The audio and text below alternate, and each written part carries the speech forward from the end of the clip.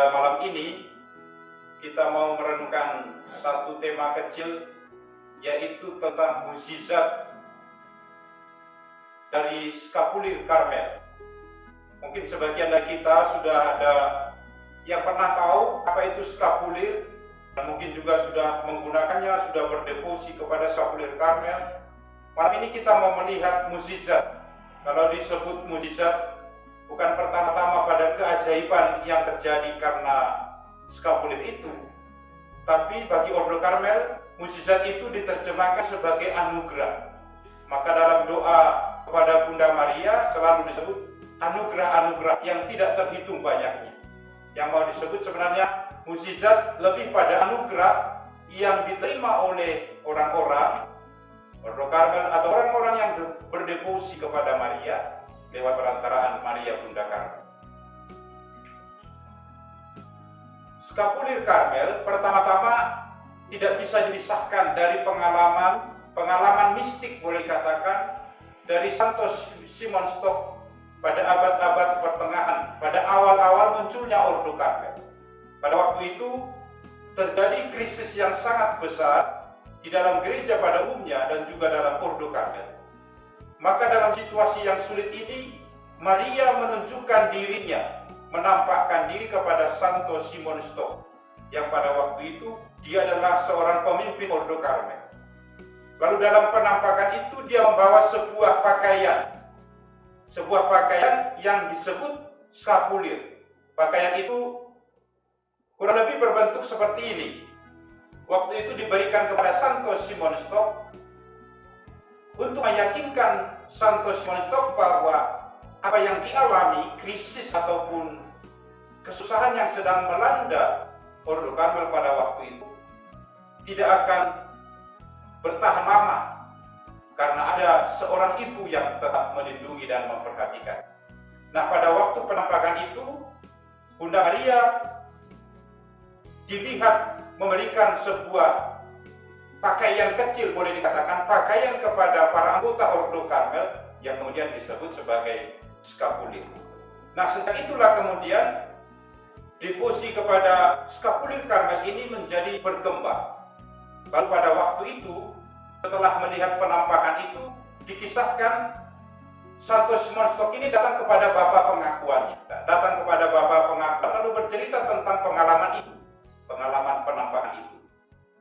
Lalu ketika bercerita tentang pengalaman penampakan itu, beberapa hari kemudian Bapak pengakuannya ini punya saudara yang sedang mengalami kesusahan. Boleh dikatakan kesusahan untuk berkomunikasi dengan orang lain, kesusahan untuk berkomunikasi dengan Tuhan, karena dia terlibat dalam setan-setan dan roh-roh yang tidak baik.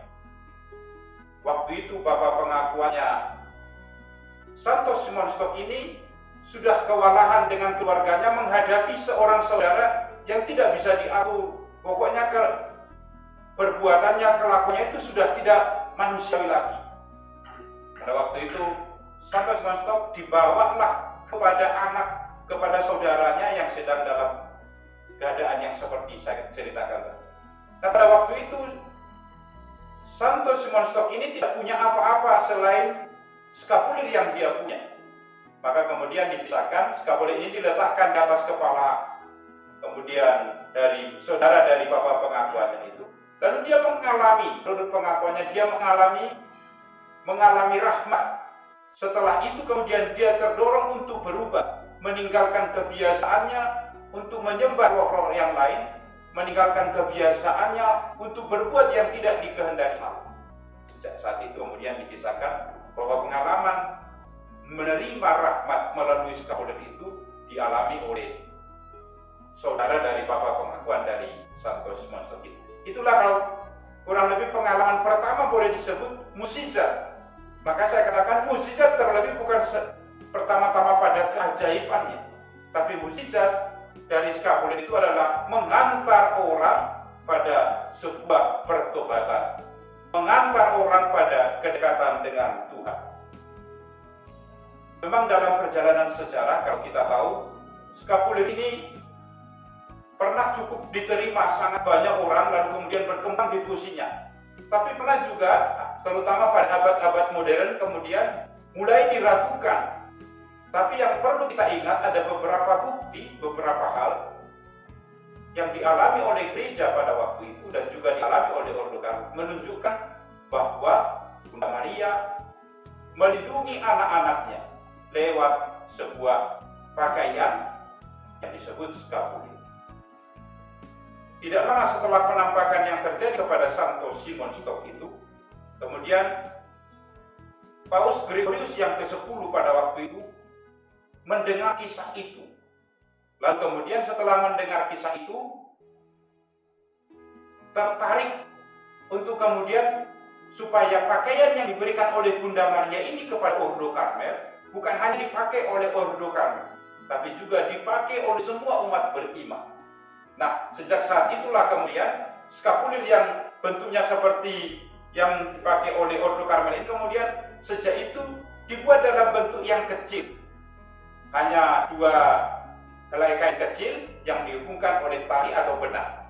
Nah, sejak itulah kemudian devosi kepada skapulir ini bukan hanya pada Ordo Karmel, tapi meluas kepada umat beriman pada waktu itu. Maka dalam kisahnya dikatakan Paus Gregorius yang ke-10 ini merupakan orang yang pertama memakai skapulir dalam bentuk yang kecil itu, dan kemudian dia setia berdevosi kepada Bunda Maria lewat skapulir Karmel. Dikisahkan juga ada satu kisah yang menakjubkan dari pengalaman itu. Ketika meninggal, Paus Gregorius ke-10 ini dikubur, dimakamkan dengan skapulir yang dia miliki, skapulir kecil itu yang dia miliki. Dia dimakamkan dengan skapulir itu. Lalu kemudian dalam kurang lebih 500 tahun berikutnya, untuk proses orang-orang kudus menjadi orang kudus, beato atau kanonisasi, kemudian makamnya digali. Lalu ditemukan bahwa skapulir yang dulu dipakai oleh Gregorius yang ke-10 ini ditemukan masih utuh dalam makam itu. Lalu kemudian sejak itu skapulir yang dia gunakan ini ditempatkan sebagai religi di tempat yang ditentukan pada waktu itu. Nah, saudara-saudariku yang terkasih, ini adalah hanya pengalaman-pengalaman yang menunjukkan bahwa Maria itu adalah orang yang melindungi, selalu ada dengan rahmat-rahmat yang mengalir dari Tuhan sendiri melalui perantaraan.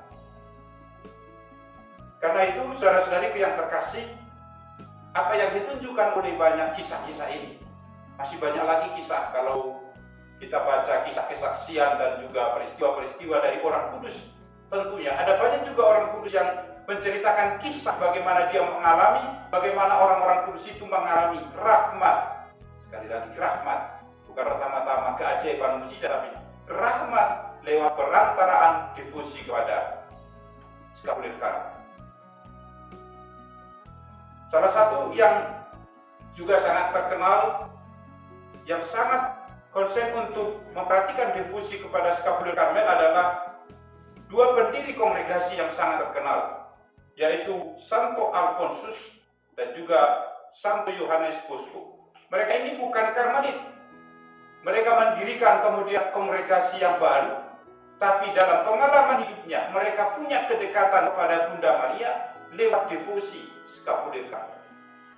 Nah, karena itu Santo Alfonsus pernah berkata demikian. Dalam sebuah catatannya mengatakan demikian.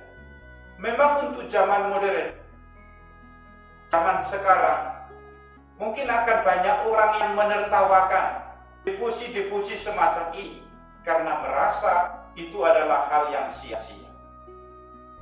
Tapi bagi saya dan juga orang-orang yang saya tahu berdevosi kepada skapulir Karmel, devosi skapulir Karmel itu adalah rahmat terbesar yang diberikan oleh Allah lewat perantaraan Bunda Maria.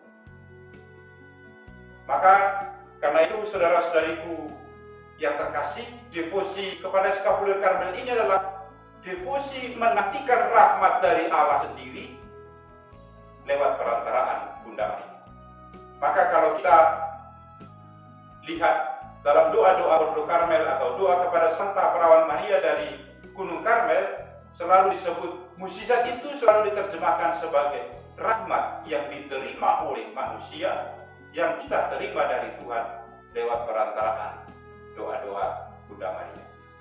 Saudara-saudariku yang terkasih dalam Tuhan, pengalaman juga Santo Alfonsus dan kemudian Santo Yohanes Bosco ketika wafat, kemudian skapuler yang dia kenakan juga kemudian dimakamkan, diletakkan, disatukan dengan jenazah dan jubah imamnya. Pada waktu itu dikisahkan skapuler ini diletakkan di samping jubah imam yang dia pakai waktu itu. Lalu dalam proses kanonisasi kemudian makamnya juga digali dan seterusnya. Lalu kemudian ditemukan juga bahwa jubah itu sudah hancur, jubah yang dikenakan tubuhnya juga hancur. Tapi mukjizatnya adalah ditemukan bahwa skapuler yang dia kenakan itu kemudian masih utuh. Lalu kemudian sejak itu kemudian dijadikan juga sebagai relikwi. Sekali lagi saudara-saudari yang terkasih, tanda-tanda ini adalah tanda-tanda yang mau menunjukkan bahwa ada begitu banyak rahmat yang masih akan diberikan oleh Allah lewat perantaraan Bunda Maria. Maka kalau kita berdevosi kepada Bunda Maria, itu juga tanda bahwa kita merindukan rahmat yang tidak terhingga itu. Merindukan banyak rahmat, tanda yang tidak terhingga yang dimiliki oleh putranya lewat perantaraan seorang ibu. Karena itu saudara-saudariku yang terkasih, ketika kita berdevosi kepada Maria Bunda Karmel lewat skapuler, sebenarnya kita diajak untuk merindukan rahmat-rahmat yang lebih besar lagi dalam kehidupan kita. Maka Ordo Karmel pelan-pelan kemudian juga di komunitas kami ini mempromosikan agar orang semakin banyak mengenal skapuler Karmel. Bukan pertama-tama manfaatnya bagi Ordo Karmel, tapi supaya orang banyak merindukan rahmat. Maka ketika kita mengajak umat untuk berdevosi lewat skapuler Karmel, itu sebenarnya mengajak orang, mengajak banyak umat untuk merindukan rahmat-rahmat yang lebih besar yang boleh mereka terima lewat perantaraan Bunda Maria.